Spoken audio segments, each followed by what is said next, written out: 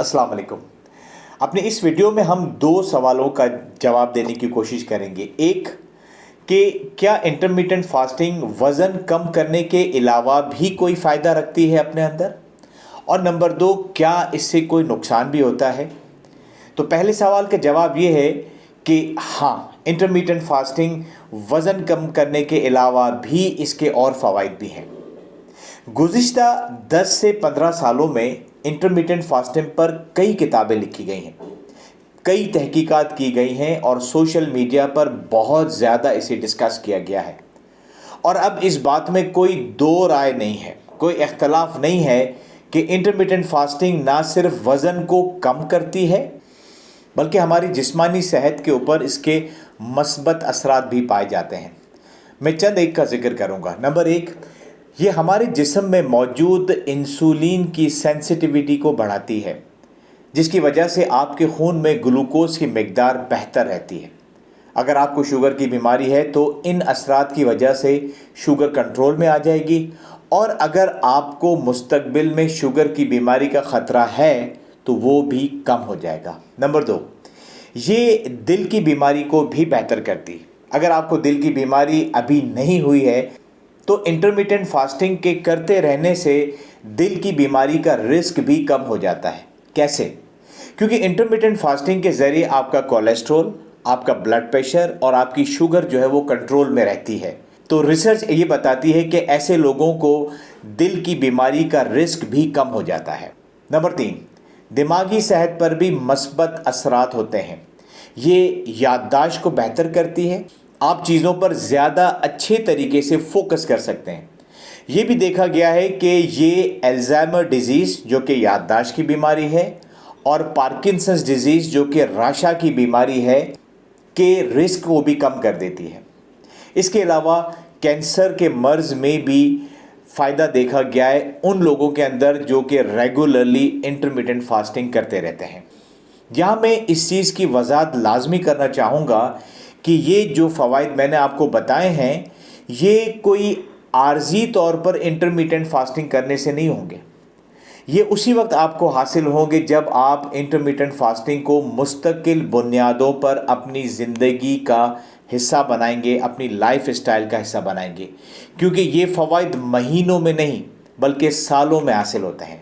और जहाँ तक इंटरमिटेंट फास्टिंग के नुकसानात का ताल्लुक़ है तो सही बात तो यह है कि इंटरमिटेंट फास्टिंग करने में फ़ायदे ही फ़ायदे हैं।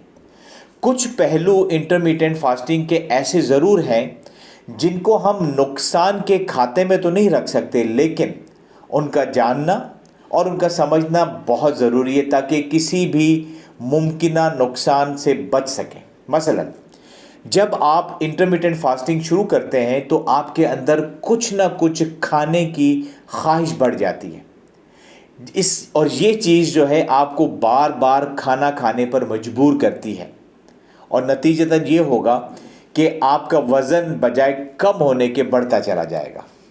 कुछ लोग इंटरमिटेंट फास्टिंग के दौरान एक नफ्सियाती उलझन का शिकार हो जाते हैं। उसमें यह होता है कि जब उनकी ईटिंग विंडो होती है, यानी वो घंटे जब उन्होंने खाना खाना होता है, तो उस दौरान वो ज़्यादा खा पी लेते हैं, क्योंकि उनके अंदर ये खौफ होता है कि उनकी फास्टिंग विंडो, यानी जब उन्होंने कुछ नहीं खाना, कहीं उस दौरान उनको बहुत ज़्यादा भूख ना लगे, वो कमज़ोरी ना महसूस करने लगें, कहीं उनको चक्कर आने ना लग जाएं, और इस कैफियत से बचने के लिए वो ज़्यादा खाना खा लेते हैं। नतीजतन ओवर ईटिंग हो जाती है, और जो कि उनका वज़न बजाय कम करने के बढ़ा देती है। एक और चीज़ वो ये कि आपके अंदर जो ज़रूरी विटामिन, नमकियात और ग़िज़ाई अज्जा हैं उनमें भी कमी हो सकती। क्यों?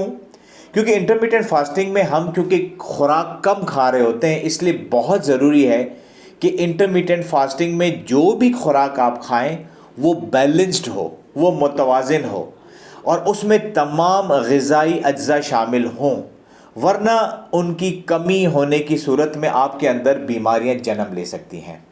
कुछ लोगों को इंटरमिटेंट फास्टिंग के इब्तदाई हफ्तों में ऐसा महसूस होता है जैसा कि उनके अंदर कम एनर्जी है।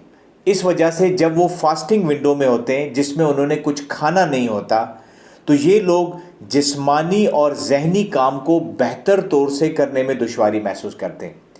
لیکن میں یہ بتانا چاہوں گا کہ یہ صرف ایک ذہنی کیفیت ہے، حقیقت میں ایسا کچھ بھی نہیں ہوتا۔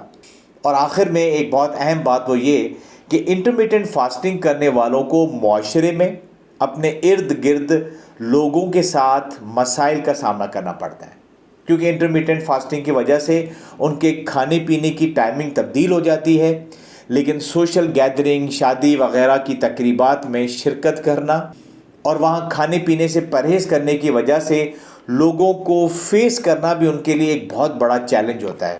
اجازت چاہتا ہوں اپنے پیاروں کا اور اس چینل کا خیال رکھیے۔ اللہ حافظ۔